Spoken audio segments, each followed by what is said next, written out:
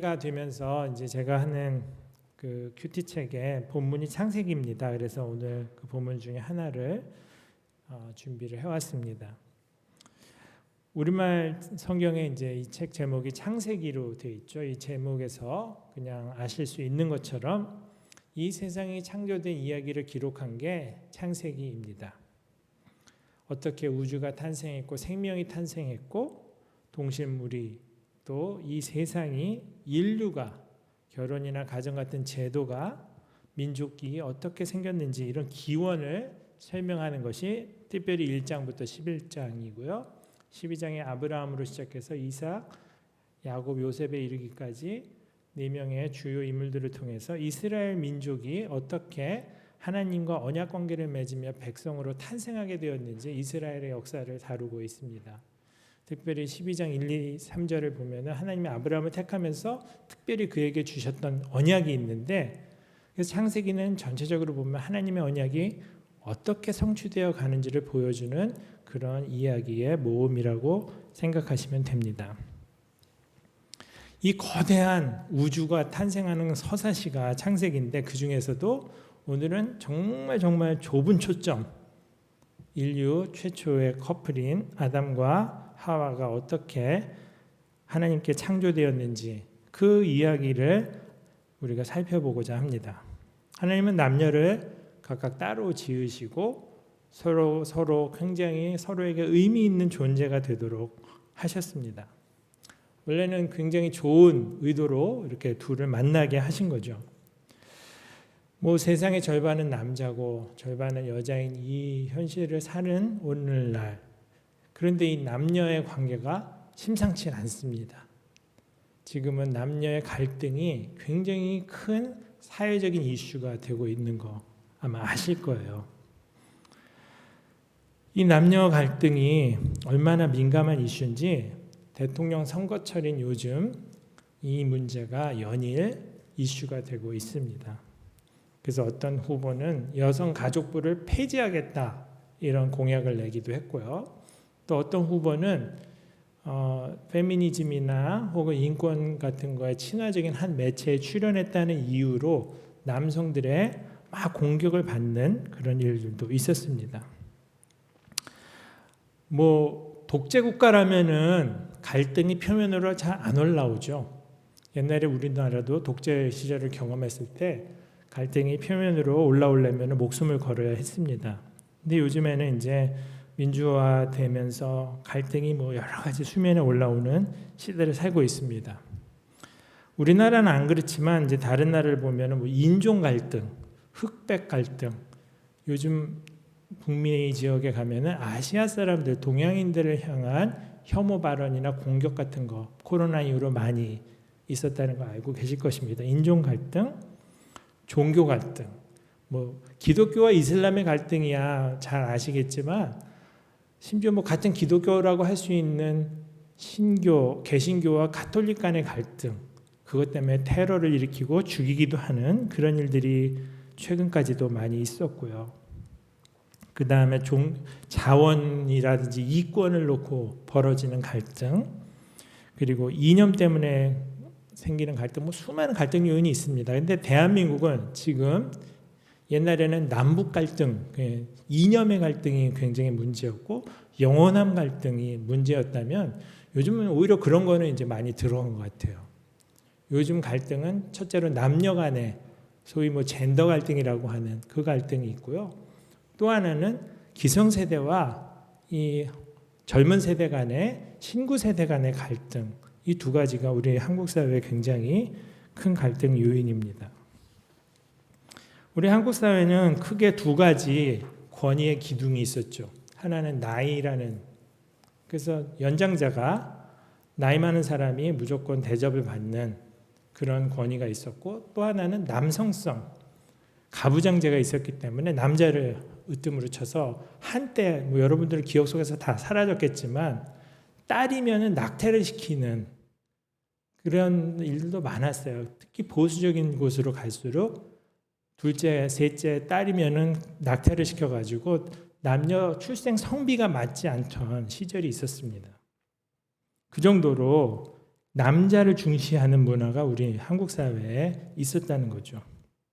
그런데 이 두 가지 전통적인 권위기능, 나이와 남성, 이 두 가지가 최근에 굉장히 흔들리는 그런 시대를 살고 있습니다. 여러분이 어떤 제품을 샀는데 그 제품에 문제가 있으면 이제 제품에 어떤 문제가 있는지 매뉴얼을, 제품 사용 설명서를 한번 펼쳐보실 것 같아요. 우리 남녀 관계의 문제점을 바라보면서 우리는 우리 남녀 관계의 출발을 설명해 준 창세기로 다시 한번 돌아가서 그 기원과 하나님의 의도를 이해하고 현재의 문제점들을 어떻게 바라보며 또 풀어가야 할지 함께 생각해 보고자 합니다. 사실 이제 최근에 여러분들 들어보셨을 거예요. 이 용어는 페미니즘이라는 말 들어보셨죠. 여성주의라고 하기도 하고요. 여성 스스로가 여성에 관한 이야기를 갖게 된 거죠. 그전에는 남자가 여성을 규정하고 남자의 권위 아래서 종속적인 존재를 가졌던 여성들이 이제 자기 목소리를, 자기 스스로의 이야기를 말하게 된 그런 시대가 온 것입니다. 사실 페미니즘의 역사는 꽤 길죠. 그런데 우리나라에서는 굉장히 많은 탄압도 있었고 별로 이제 변방에서나 들을 수 있었던 목소리였는데 강남역에서 있었던 여성이라는 이유로 살인했던 그 사건 이후로 이 여성들의 목소리가 급격히 한국 사회에 큰 목소리로 부상하기 시작했습니다. 그 이후로 한국 사회 굉장히 많이 바뀐 것 같아요. 의식도 바뀌고 제도도 바뀌고 현실도 많이 바뀌었습니다. 미투 운동이라는 것도 굉장히 많이 일어나고 남성들이 그냥 여성들을 성적으로 희롱하고 혹은 뭐 폭행하고 이랬던 수많은 숨어있던 것들이 수면 위로 올라오는 일도 있었습니다. 저도 이제 그런 몇 년의 세월 동안 정말 어지러움이 일어날 정도로 빠른 변화 속도 속에서 이 현상을 이해하려고 애도 써봤고 또 적응하려고 노력도 해봤습니다. 그러면서 이제 많은 불균형이 조금씩 해소되기도 하고 새로운 제도라든지 불균형을 좀 보완하는 그런 정책들이 이제 실행이 되고 그랬습니다. 그런데 최근 들어서는 다시 20대 남성들이 이것에 대한 반발로 소위 반페미라고 하죠. 혹은 뭐 여혐이라고 하기도 하는데 여성 혐오, 이런 정서가 지금 20대 남성들 사이에서 굉장히 팽배해 있어요. 근데 그뿐만 아니라 10대 남자애들 사이에서도 그렇습니다. 그리고 30대 남성들도 많이 그렇고요. 그래서 20, 30대 남성들 사이에서 지금 여성들에 대한 반감, 이게 굉장히 크다는 것을 제가 보고 있어요. 우리 청년부에서는 제가 사실 이거를 별로 관찰 못하고 지내는데 바깥에 돌아가는 사회 분위기 속에서는 굉장히 큰 이슈인 것으로 알고 있습니다. 그래서 지금 대선 후보들도 20, 30대 남성의 표심을 잡기 위해서 굉장히 눈치를 보고 신경을 쓰고 정책을, 발언을 전략적으로 하고 있는 상황이죠. 이렇게 한국 사회는 현재 남녀별, 남녀 간의 갈등, 또 세대 간의 갈등을 겪는 중입니다. 이 갈등, 남자는 여자를 혐오하고 또 역으로 여자는 남자를 혐오하는 이런 갈등, 도대체 우리는 이 상황에서 어떻게 건강한 남녀 관계를 모색해 갈 수 있을까? 함께 좀 말씀을 통해서 생각해 보고자 합니다. 오늘 함께 읽은 게 창세기 2장인데 여러분이 잘 아시는 것처럼 1장에는 하나님이 온 우주 만물과 또 짐승들 그리고 마지막에 사람까지 창조하신 그 창조의 기록이 등장을 합니다. 4절에 보면은 하나님이 빛을 창조하셨다고 하고요. 10절에 보면은 물 그리고 육지를 갈라서 바다와 육지를 구분하시는 장면이 나오고요. 12절에는 각종 채소와 식물을 창조하셨다는 게 나오고 18절에는 낮과 밤을 구분하셨던 게 나오고요. 21절에 바다와 공중의 각종 동물들을 창조하셨고요. 25절에는 땅의 짐승, 가축을 창조하셨고요.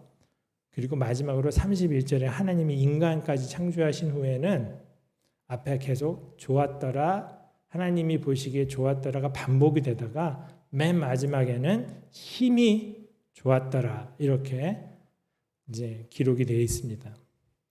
여러분 정말 이거를 우리가 그냥 상상으로 생각할 수밖에 없지만 만약에 하나님이 빛이 있으라 했을 때 온 우주로 쫙 퍼져나가는 빛이 있었다고 할 때 엄청난 장관이었을 것입니다. 하나님이 보시기에 좋았더라 했습니다.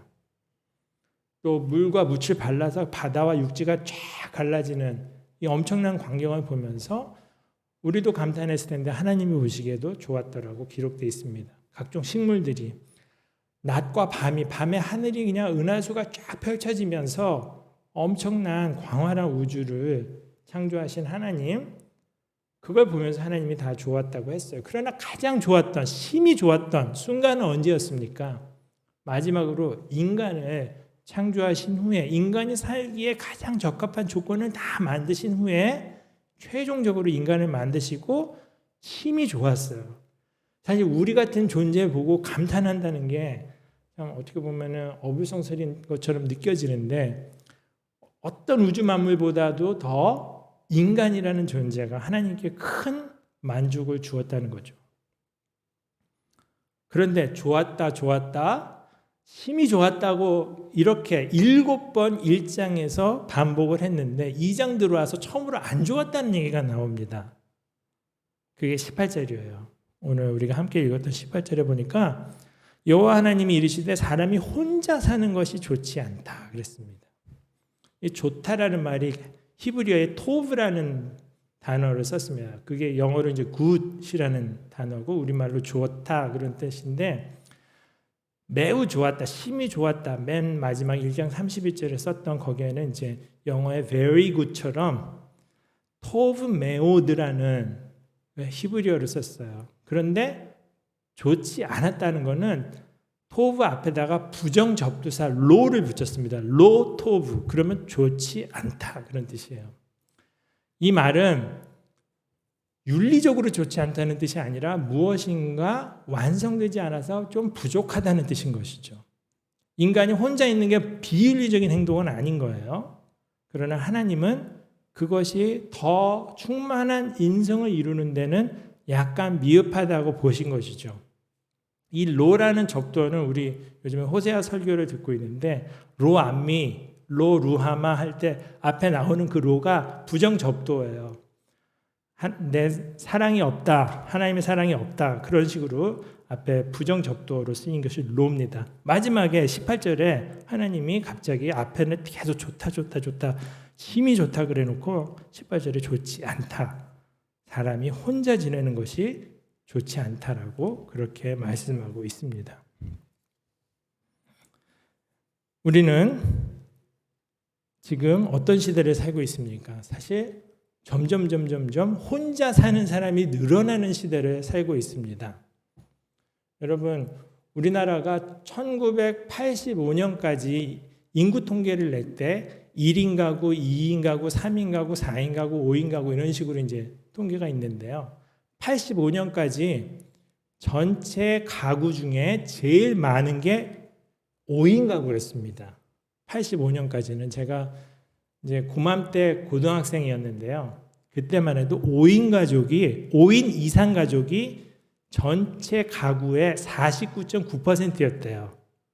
엄청나죠? 그때만 해도 웬만하면 다 대가족이었던 거죠. 사실 그때 저는 생각해 보니까 6인 가족이었어요. 그러니까 그 통계 중에 하나를 구성하고 있었던 거죠. 그러다가 그 이후로는 4인 가구가 제일 많은 가구가 됐고요.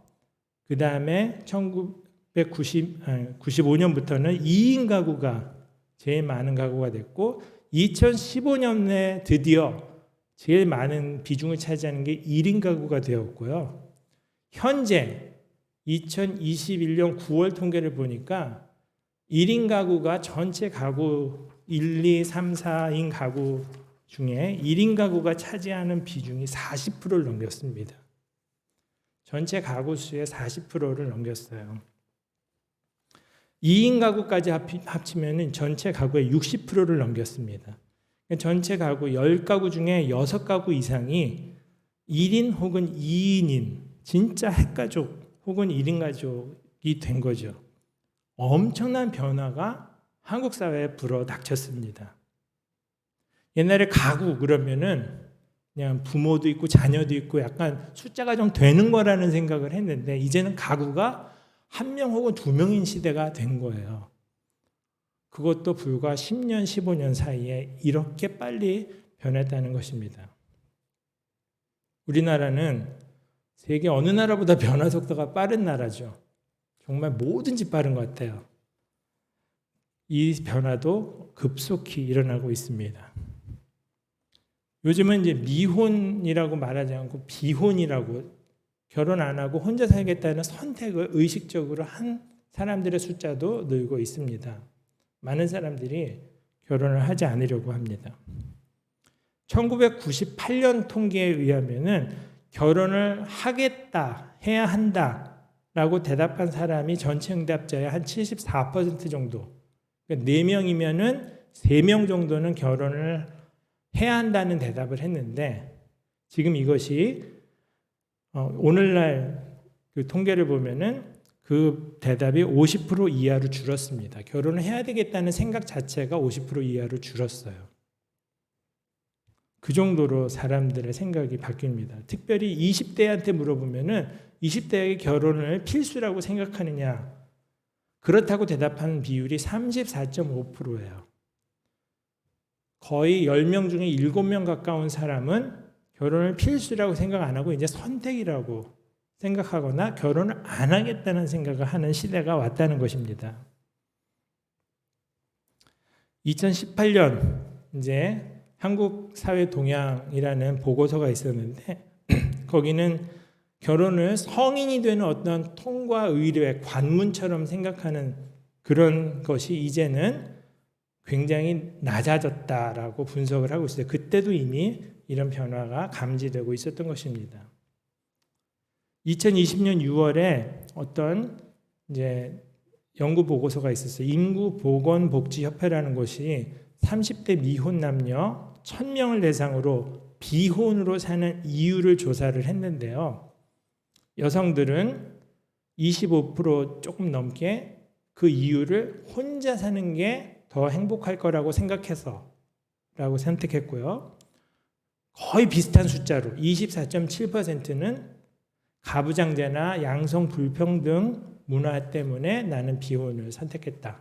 이렇게 대답했어요. 그러니까 이 두 대답을 합하면 전체의 한 50% 정도가 혼자 사는 게 낫기 때문에 남자 중심의 문화에 내가 편입되고 싶지 않아서 이런 대답을 한 것이죠. 남자가 비혼으로 사는 이유는 무엇인가? 50%가 넘게 현실적인 이유를 결혼을 위한 경제적인 준비가 되어 있지 않아서 직장이나 집이나 이런 것들이 되어 있지 않아서라고 대답을 했습니다. 비혼을 선택하는 이유가 여성이냐 남성이냐에 따라서 굉장히 큰 차이가 있다는 것을 알 수 있죠. 또 같은 설문조사에서 이런 공란을 공란을 놓고 질문을 했어요. 성공하거나 재정적으로 여유가 있는 사람들이라면 땡땡을 선택할 것이다. 성공하거나 재정적으로 여유가 있는 사람은 무엇을 선택할 것이다. 여성은 67.4%가 비혼을 선택할 거라고 그 공란에 비혼을 집어넣었어요.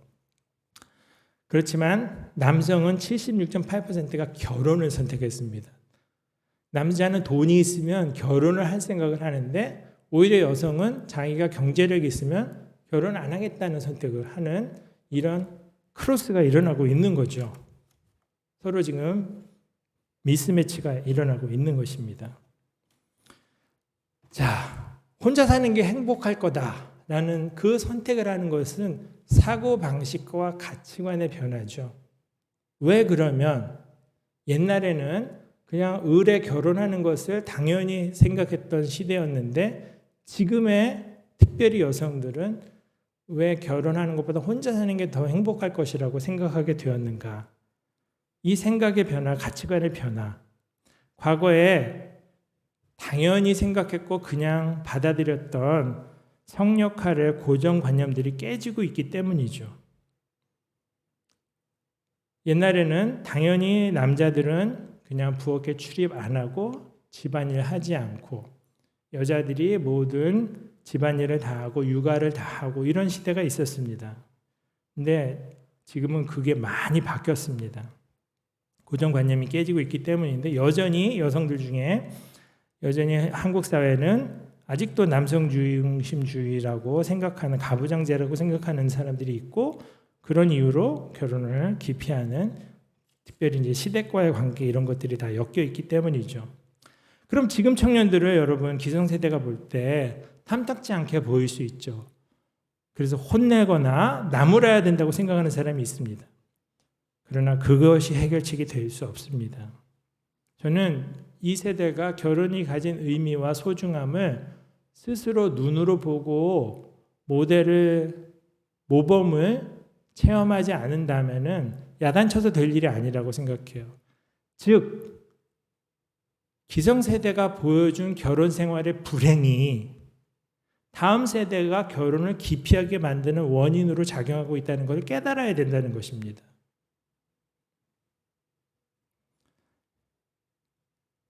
혹은 잘 살고 있고 아름답게 가정생활을 하고 있는 모범을 보고 있더라도 여전히 비혼을 선택하는 자녀들이나 청년들이 있을 수 있어요. 저는 그 또한 존중해야 한다고 생각하고 필요하다면 대화하면서 그의 가치관이 바뀌기를 바라고 그의 우선순위가 바뀌기를 바라고 또 모험을 할 수 있는 용기를 갖도록 독려할 필요는 있겠지만 야단친다고 젊은 세대를 탓한다고 될 일은 아니라는 것입니다.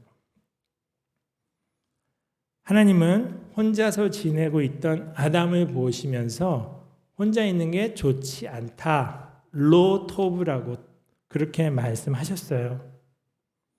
우리 광고에 2% 부족할 때라는 그런 말이 있었는데 뭔가 좀 부족한 이 남자를 위해서 하나님은 돕는 배필을 짓겠다라고 계획하십니다. 여기서 돕는 배필이라고 하는 건 우리 한국말로는 돕는다와 형용사와 배필, 명사를 한꺼번에 두 개를 해가지고 단어를 만들었는데 히브리어는 그냥 에제르라고 하는 그 명사를 썼습니다. 돕는 자라는 뜻이에요. 돕는 도움이란 뜻입니다.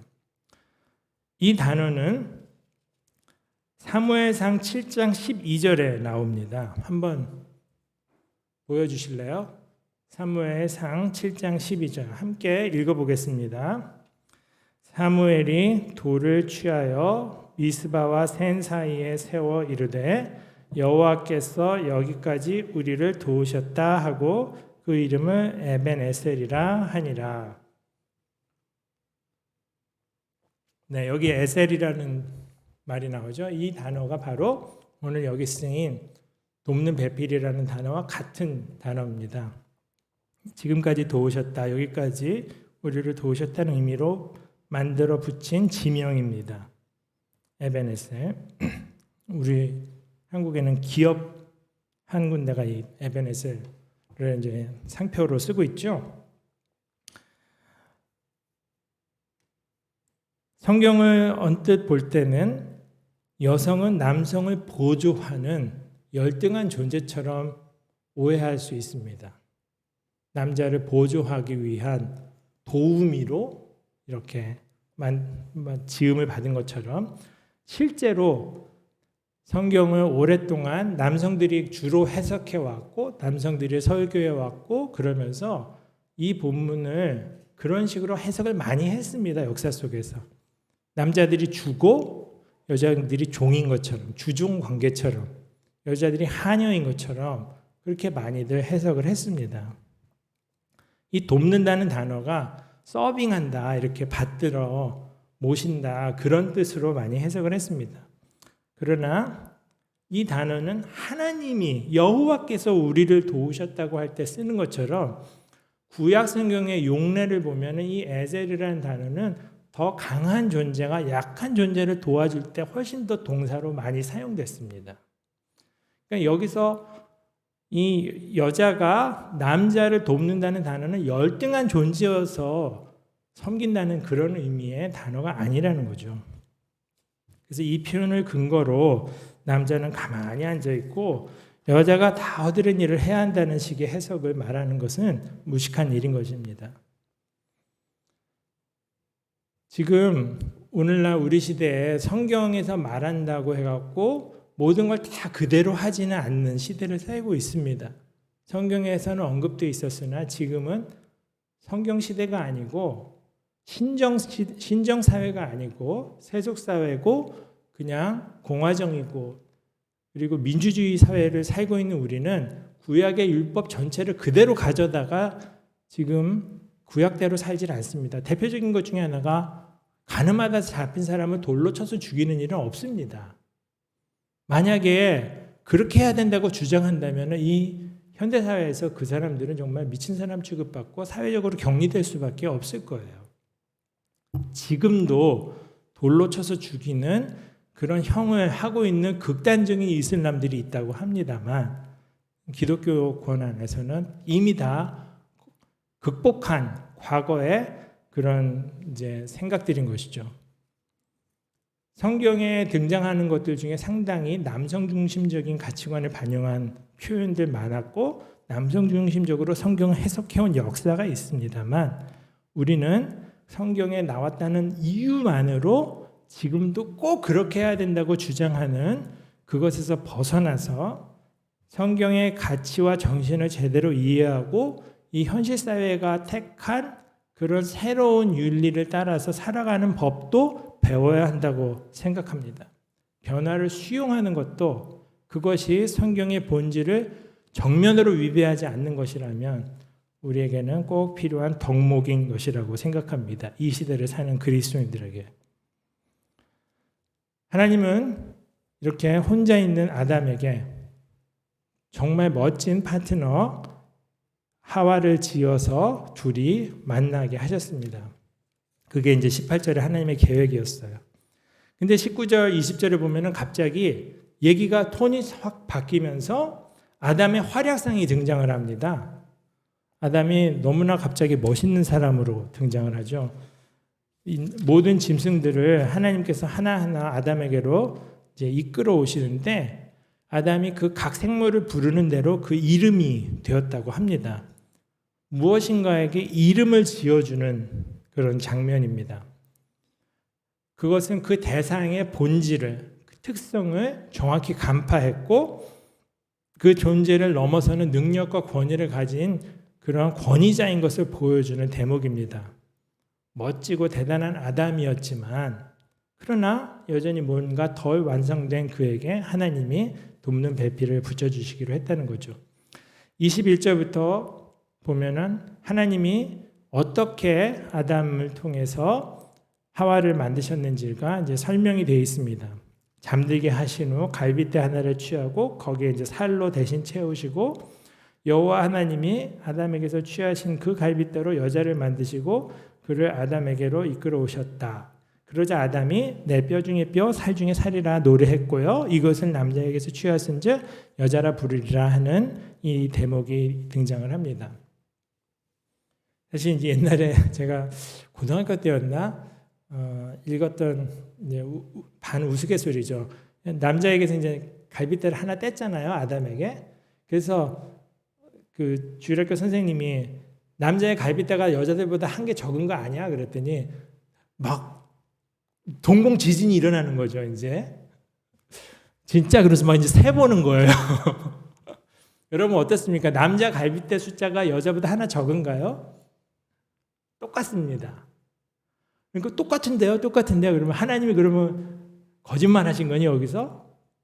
여기 살로 채우셨다는데 그러면 왜 남자가 그 다음부터 갈빗대가 하나 적어야지 왜 여자랑 똑같냐? 그랬더니 이제 똑똑한 학생이 대답을 했다고 그러죠. 예, 획득 형제는 유전되지 않습니다. 네. 그냥 웃자고 한 말이고요. 이렇게 어떻게 보면은 약간 이제 오늘날 과학의 관점에서 보면은 이거는 어떤 스토리일지 잘 이해가 안 되는 그러나 하나님은 인간의 그 남자의 가장 중심 부위에서 여성을 만들기로 하고 그곳에서 갈빗대를 취하고 그다음에 그 갈빗대로 남자는 흙으로 만들었는데 그래서 어떤 사람은 뭐 더 나은 재질로 만들었다 이렇게 이제 우스갯소리를 하기도 하는데요. 그렇게 해서 아담에게 이끌어 오셨습니다. 보고는 진짜 아담이 즉시 사랑에 빠졌죠. 인류 최초의 노래가 사랑 노래라는 거 여기 등장하고 있습니다. 요즘에도 인간은 어쩔 수 없이 많은 노래 중에 사랑 노래가 압도적으로 지금도 많죠. 사랑 혹은 이제 실연 이 두 가지가 큰 노랫말 대중가요의 이제 주제죠. 이렇게 하나님이 인간을 혼자 있지 않게 짝을 지어 주셨다는 것입니다. 그리고 24절에 이러므로 남자가 부모를 떠나 그의 아내와 합하여 둘이 한 몸을 이룰 거다 이루어라 하시고 그 두 사람을 이제 부부로 맺어 주십니다. 부모를 떠난다는 거, 그 당시에 이제 이 성경이 쓰여지고 그랬던 당시에 부모를 공경하는 거야말로 가장 중요한 인간의 덕목 중에 하나였을 텐데 그 부모를 떠나라는 정말 파격적인 그런 말씀을 하나님이 하셨습니다. 부모를 떠나라는 거죠. 결혼하는 사람들은 이전 부모님의 하부 가족이 되는 게 아니라 이제는 독립해서 독립된 동등한 가족이 된다는 것이죠. 그렇게 부모를 떠나라고 했고요. 이 결혼의 명령은 사실 타락 전에 인간의 범죄 이전에 주신 명령이긴 합니다만 인간이 범죄한 후에도 하나님은 결혼 제도를 계속해서 축복하셨고 또 지금도 이어지게 하고 계세요. 예수님도 첫 번째 기적을 행하셨던 현장이 가나의 혼인잔치였습니다. 한 몸이 된다는 것은 성적으로 결합되는 것을 포함하는 한 가족이 된다는 의미입니다. 하나님의 의도하신 성적 결합은 결혼이라는 완전하고 안전한 울타리 안에서 이루어지는 것이 좋다는 것이 바로 이 이유입니다. 이들은 벌거벗었지만 수치심을 느끼지 않았어요. 죄가 없기 때문에 가릴 것도 없고 수치심도 없는 정말 가장 순결한 상태의 인간이었던 것이죠. 여러분, 뭔가 좀 잘못하면 신기하게도 사람은 가립니다. 여러분들 뭐 애기 키워보신 분들은 다 알 거예요. 애들이 조용할 때는 사고 치고 있는 거예요. 방에서. 엄마 화장품 열어갖고 막 이거 하고 있을 때 굉장히 조용합니다. 은밀하게 합니다. 누가 가르치지 않아도 남들 눈에 띄지 않게 해야 된다는 그 의식을 갖고 있는 거죠. 이때 인간은 범죄 이전이기 때문에 수치심과 부끄러움과 죄책감이 없는 그런 인간이었어요. 저도 자라면서 이제 부모님한테 배운 것들 중에 하나가 체면 때문에 치부를 가리고 자기 본심을 가리고 계속해서 숨기는 거 이런 것들을 보면서 컸거든요. 가리는 것이 우리 죄인들에게 들어온 것은 이제 죄 이후의 현상이라는 거죠. 말씀 나온 김에 3장에 보면은 3장 7절부터 그 인간이 어떤 변화를 겪는지 죄가 들어온 이후에 인간이 겪은 변화가 설명이 되어 있습니다. 창세기 3장 7절 한번 보면요. 이에 그들 아담과 하와죠. 그들의 눈이 밝아져 자기들이 벗은 줄을 알고 무화과 나무 잎을 엮어 치마로 삼았더라. 드디어 벗고도 부끄러움을 느끼지 않았던 순전한 상태의 인간이 갑자기 수치심을 경험하면서 자기 스스로 옷을 만들어 입는 변화가 일어납니다. 11절 3장 11절 하나님이 묻습니다. 이르시되 누가 너의 벗었음을 내게 알렸느냐?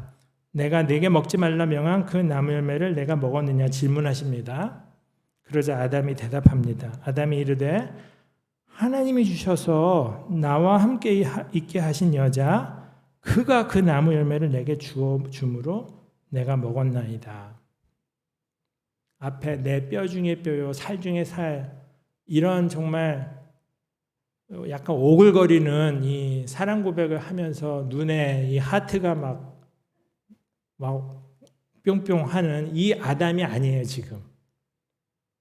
아니, 지금 이 아담이 하는 말은 나는 잘못이 없는데 이 여자가 줬고 이 여자는 사실 하나님 당신이 주신 거잖아요. 그 얘기를 하고 있는 것입니다. 사람이 어떤 잘못을 할 때 그 잘못을 자기의 책임으로 인정하기보다는 누군가의 탓으로 돌리려는, 누군가를 원망하고 결국에서는 하나님 탓을 하고 싶어 하는 그 인간의 본성이 여기서도 보입니다. 현재는 우리가 타락한 현실을 살고 있는 사람들이죠.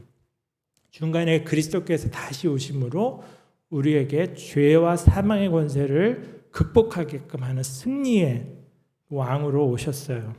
그러나 여전히 예수님의 통치가 완성된 상태가 아니기 때문에 여전히 죄가 남아있고 이 땅에 그 죄로 말미암아 수많은 병리 현상들이 드러나고 있는 시대를 살고 있습니다.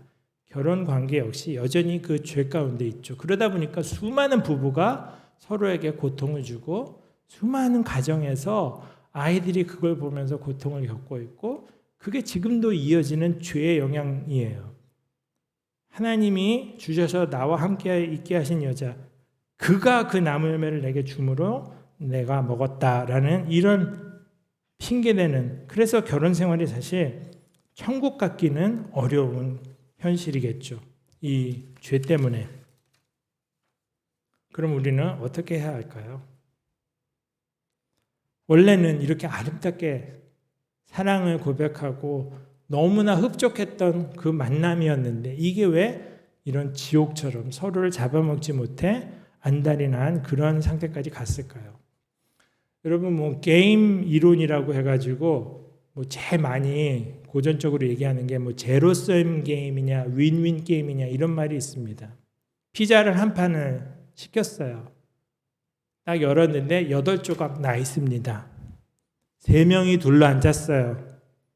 그러면 딱 계산 나오죠? 일단 1인당 2조각씩 먹을 수 있어요. 그리고 나면 2조각 남는데 사람은 셋입니다. 그러면은 이거를 정확히 잘라가고 재단해서 이거 다시 이제 3명이 먹게 나눌 수도 있겠지만 여전히 이 게임은 제로섬 게임. 누가 먹으면 누구에게는 남지 않는 그런 게임이죠. 그러니까 세상은 지금 모든 관계 속에서 이해관계를 따지고 내가 불이익은 참아도 불이익은 못 참는다는 시대가 됐죠. 내가 손해보는 거 극도로 싫어하고 그거에 대해서 굉장히 민감하고 공정이라고 굉장히 이제 요즘 세대를 관통하는 핵심 워드 중에 하나인데 공정하지 못하면 분노하고 그런 시대가 되었어요.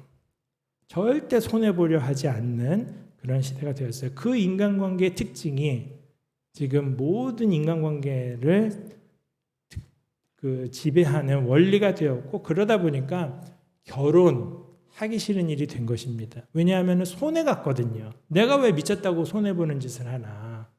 손해는 절대 보지 않으려는 그런 시대가 된 것이죠. 그러나 윈윈 게임이라는 게 있습니다. 서로가 승자가 되는 게임인 거죠. 한 명은 승자가 되고 한 명은 패자가 되는 게임이 아니라 서로 승자가 되는 게임이 있을 수 있어요. 농사철이 되었습니다. 그러면 우리나라 사람들이 옛날에 서로 품앗이라는 것을 했죠. 남의 집 밭에 가서 도와줘요. 각자 그냥 자기 밭에서 죽어라 일하는 것보다 서로 가서 같이 일하고 흥을 돋구고 새참 나눠 먹고 그러면서 일을 할 때 혼자 할 때보다 훨씬 더 생산력과 힘이 나고 즐거움이 있고 일 자체가 견딜만한 윈윈이 되는 거죠. 그쪽에도 좋고 나한테도 좋은. 얼마든지 우리는 이 세상 속에서 하나님이 주신 지혜로 서로가 윈윈할 수 있는 길을 찾아갈 수 있는 가능성을 부여받은 존재들입니다. 나를 정말 지키려고 하고 내 이익을 절대 양보하지 않으려고 하고 그렇게만 살아가게 된다면 우리의 미래는 점점 더 불행해지고 점점 더 고립되는 그런 세상으로 갈 수밖에 없다는 것입니다. 하나님이 원래 의도하셨던 본래 의도를 생각해 보면 서로가 서로를 너무 좋아해서 그냥 내 몸처럼 아끼고 내 몸처럼 기뻐하는 그런 의도가 하나님의 의도였어요. 그러나 죄가 들어온 이후에 서로를 탓하고 하나님을 원망하는 그런 깨어진 인간관계가 들어왔고요. 바로 그 다음 세대인 가인과 아벨은 벌써 형제간의 살인이 일어날 정도로 죄의 영향력이 끔찍합니다. 홍수로 하나님이 세상을 심판했던 이야기가 창세기 6장에 나와요. 불과 6장 만에 죄가 이 세상에 가득한 그런 세상이 되었다고 말하고 있습니다. 지금 우리 다음 세대들이 조건 때문에 내가 그 조건을 못 갖춰서 결혼을 포기한다든지, 또 내가 손해보기 싫어서 결혼을 포기한다든지, 모험하기 싫어서, 모험하기 두려워서 포기한다든지, 혹은 요즘에는 너무 간접 경험이 많아갖고 지식과 정보가 넘쳐나는 시대라 결혼의 문제점과 폐해를 너무 많이 알아서 미리 일찍 애늙은이가 돼버린 청년들 많이 있다는 거죠. 너무 많이 싱글이 늘고 있어요. 그러나 이런 시대에 우리 그리스도인들은 새로운 인간관계를 연습하고 배우고 실천하고, 이곳에서 나를 넘어서 이기심과 자기애로 똘똘 뭉친 나 같은 존재가 남을 위해 살아보는 연습을 함으로써 인간성을 회복하는 경험을 교회는 제공해야 된다는 거죠. 이곳에서 그런 연습들을 하고 그런 경험들을 해서 나를 넘어서서 나를 나눌 때, 이게 제로섬 게임, 서로 파이를 나눠 먹으면 내게 없어지는 게 아니라 더 풍성해질 수 있는 것을 교회에서는 경험을 하게 해야 합니다. 그리고 결혼하지 않기로 생각하고 살아가는 사람들의 고통과 그 어려움을 정죄하거나 계속해서 억압하지 말고 기다리고 이해하고 여전히 품어주는 그런 곳이 교회가 되어야 한다는 것입니다. 그럴 때 우리는 창세기 3장에서 벌어졌던 그 고통을 그나마 되돌리면서 창세기 2장에 하나님이 의도하셨던 그 관계로, 그래서 태초의 커플이 처음에 누렸던 그것에 조금 더 가까워지는 그런 인간관계를 경험할 수 있을 것으로 생각합니다. 같이 함께 찬송 하나 하고요. 이어서 좀 말씀을 놓고 기도하도록 하겠습니다. 나 주의 도움 받고자 214장인데요. 말씀드린 것처럼 나는 정말 이기적이고 손해보기 싫고 남을 위해서 희생하는 거 정말 하기 싫은 그런 존재입니다. 그런 본성을 갖고 있어요. 무슨 일이 꼬이면 누구를 탓하고 싶고 원망하고 싶고 그게 내 잘못이라고 인정하기 싫은 그런 존재입니다. 이런 나 같은 죄인이 주님의 도움을 받고자 주님께 나아갑니다. 내 모습 이대로 주님 받아달라고 주님께 나아갑니다. 주님의 도우심을 구하면서 같이 214장 찬양하겠습니다.